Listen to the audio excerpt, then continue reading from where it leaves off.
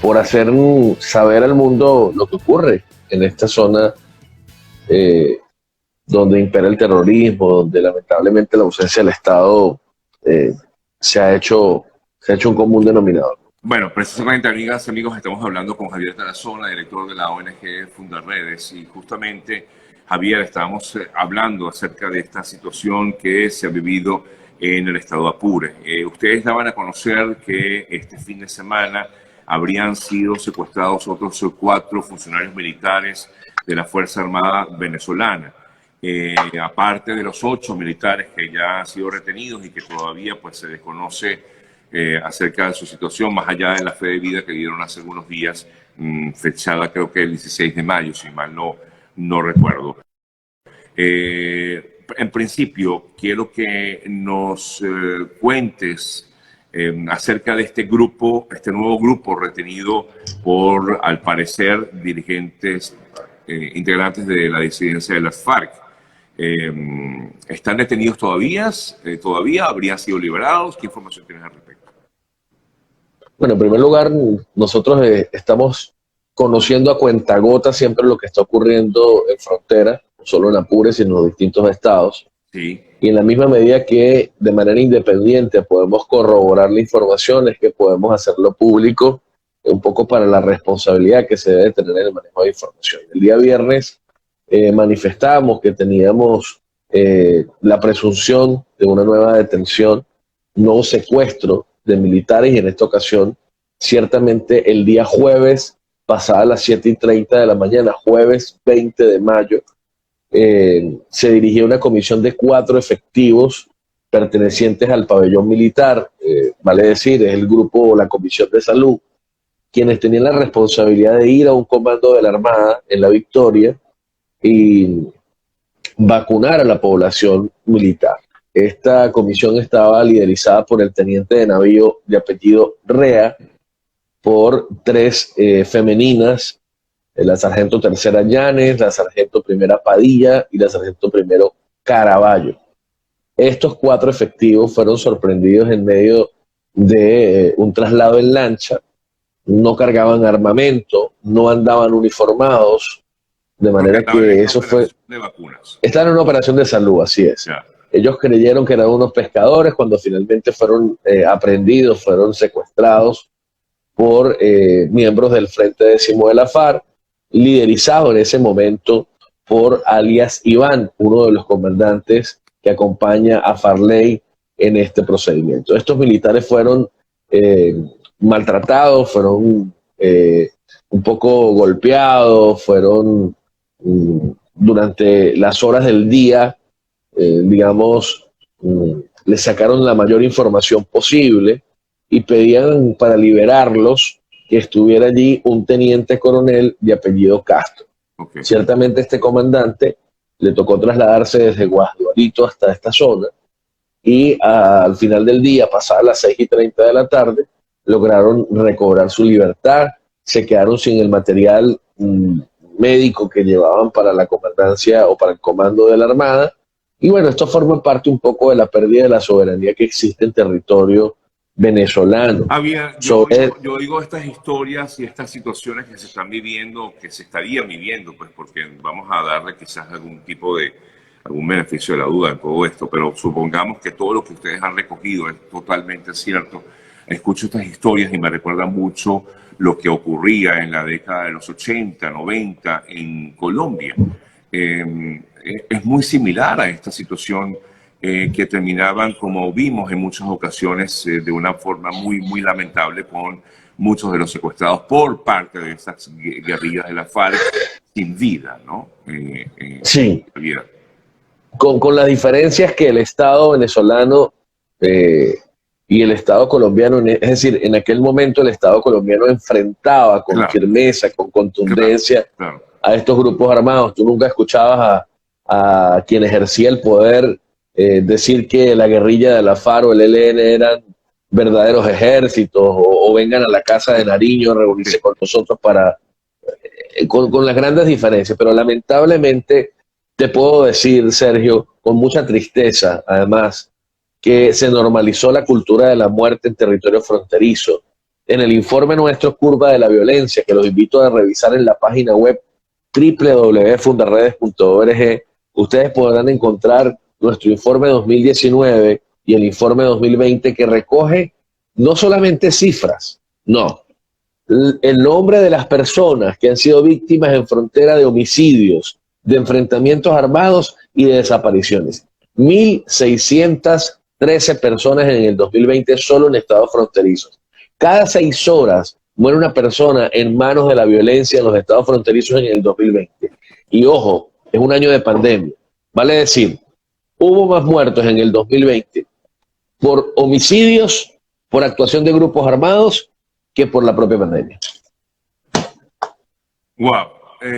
Ahora, digamos, estos números que ustedes ofrecen, inclusive los más recientes casos que se han divulgado, por ejemplo, el secuestro de estos 8 militares que ha sido divulgado incluso a través de videos que ellos mismos han enviado.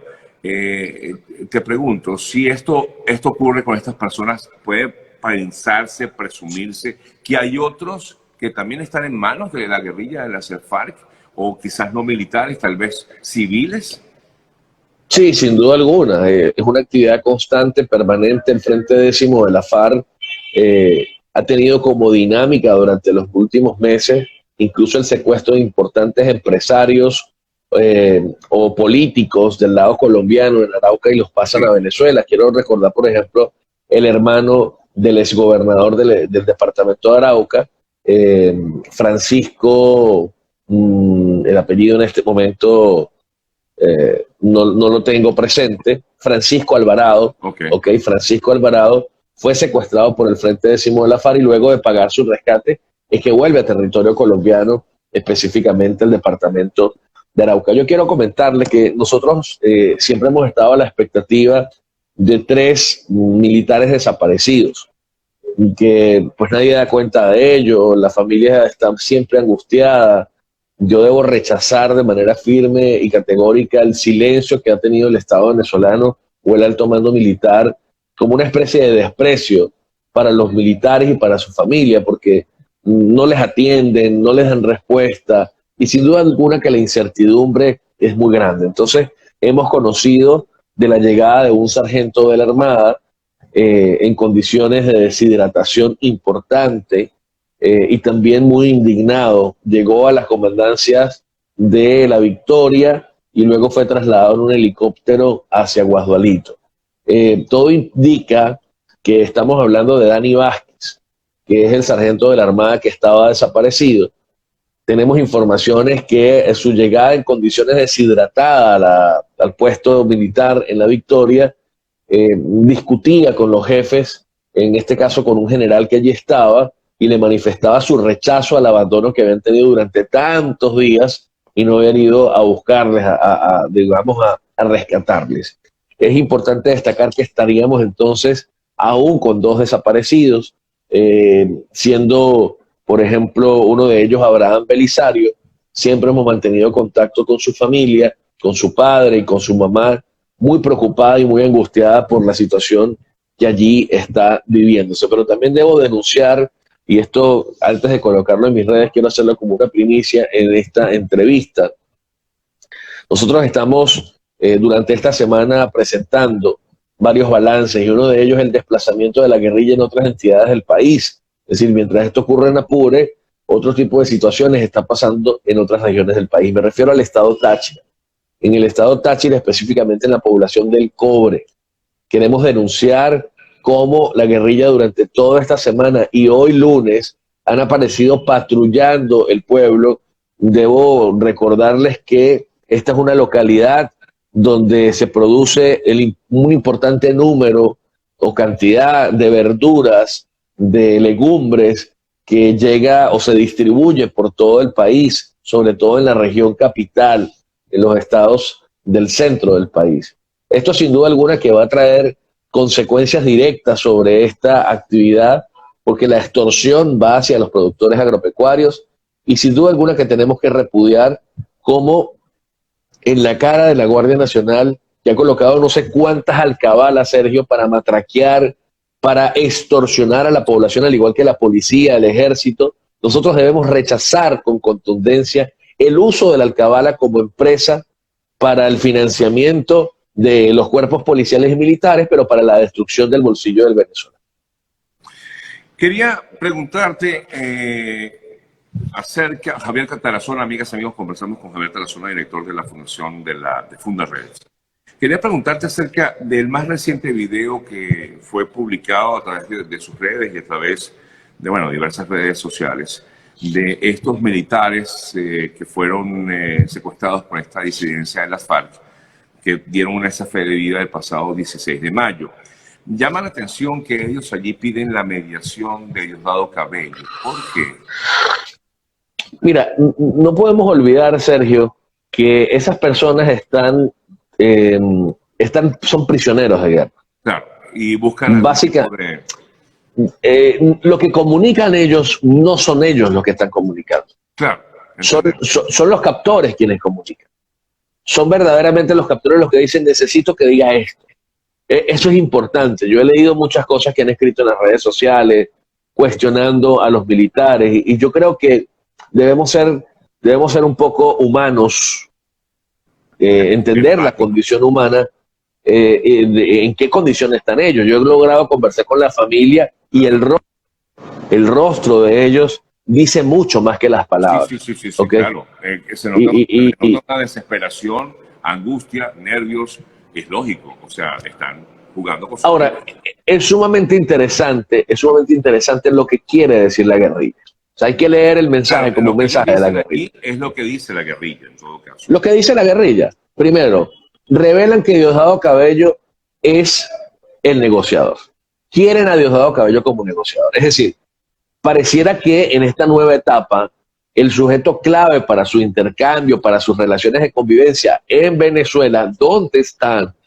Es Diosdado Cabello. Eso pareciera ser el planteamiento inicial de ellos. Otra de las cosas es que ellos prometen no poner, o mejor dicho, poner en práctica la lección aprendida.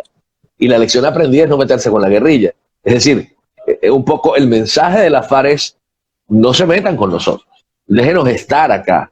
Déjenos convivir acá.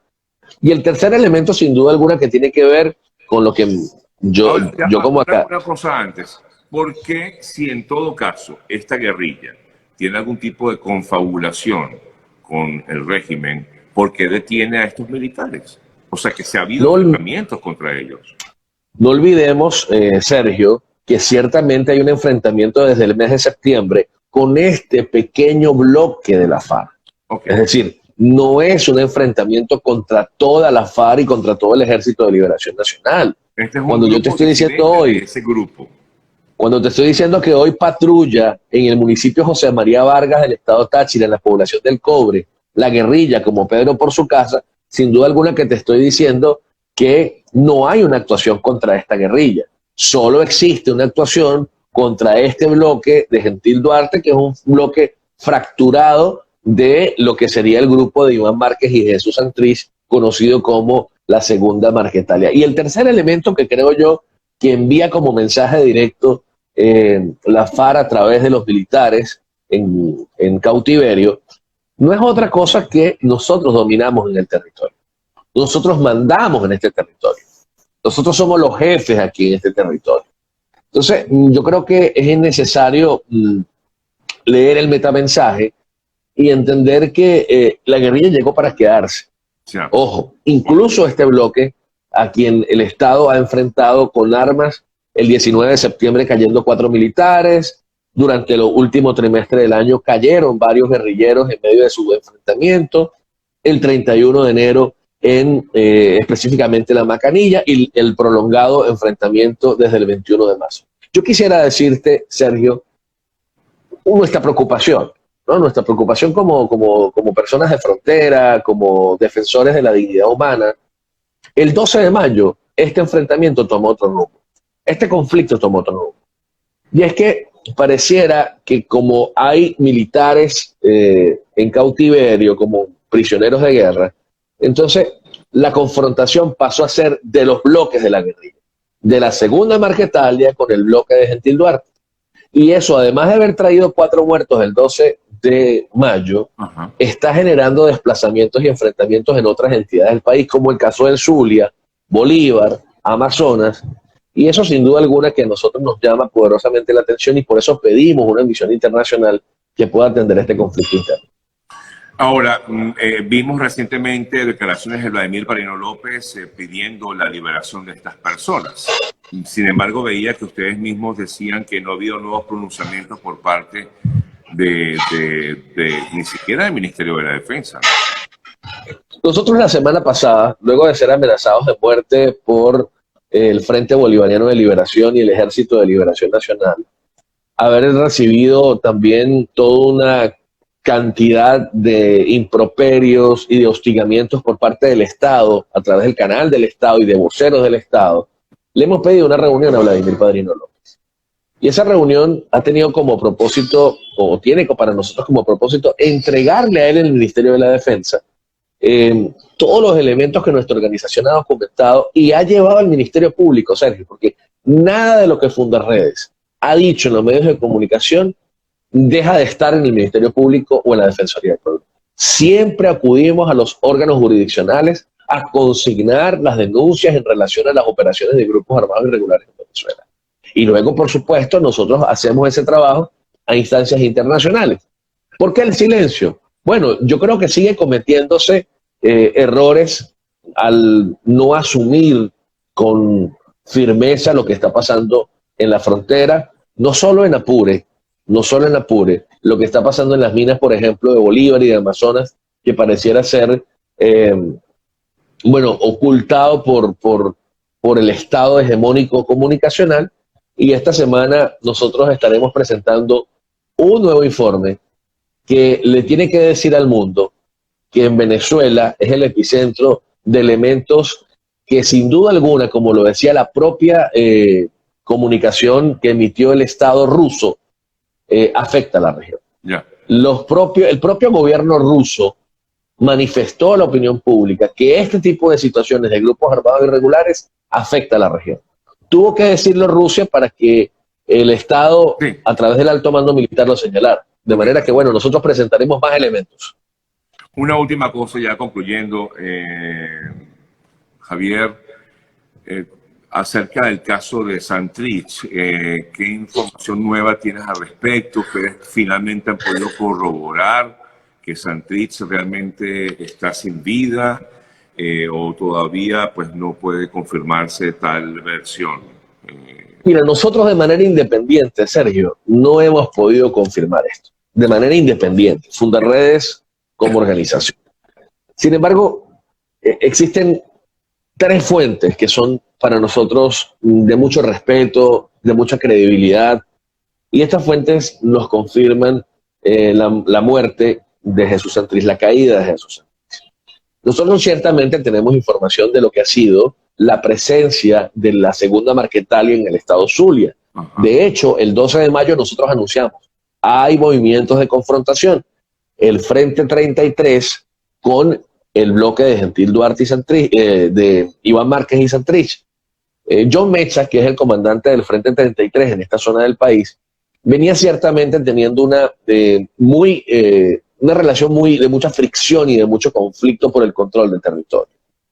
Nos hace pensar, y eso es lo que hemos afirmado desde Fundarredes, que quienes conocen los lugares de resguardo de los cabecillas del ELN y la FARC son quienes hoy ostentan el poder.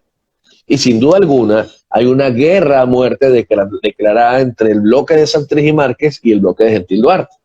Entonces, si hay una fricción constante en el estado Zulia, física, un enfrentamiento permanente entre estos dos bloques, y quienes ostentan el poder en Venezuela conocen dónde están resguardados, bueno, yo no puedo atreverme a afirmar que hubo un acuerdo, claro, pero allí están los responsables, directos o indirectos, allí están los responsables de la vida de Santrich. Bueno, Javier, te agradezco muchísimo, debo concluir porque ya estoy cerrando el programa. Un fuerte abrazo, Javier Tarazona. Me preguntan acerca de los informes, ¿dónde pueden leerlos? Por cierto, los informes de Fundarredes. Sí, en la página web www.fundarredes.org. Nosotros allí, por ejemplo, el último informe que tenemos es el de los 60 días de conflicto de Apure. Dios mediante, hoy estaremos publicando también un boletín de investigación con los testimonios de las víctimas del caso de Apure, y estaremos presentando incluso un audiovisual, y aspiramos definir en los próximos minutos si será mañana o el día miércoles, cuando haremos una rueda de prensa nacional e internacional para comunicar elementos muy importantes al mundo. Muchas gracias, Sergio. No, gracias a ti, Javier. Una pausa, regreso, despedimos el programa.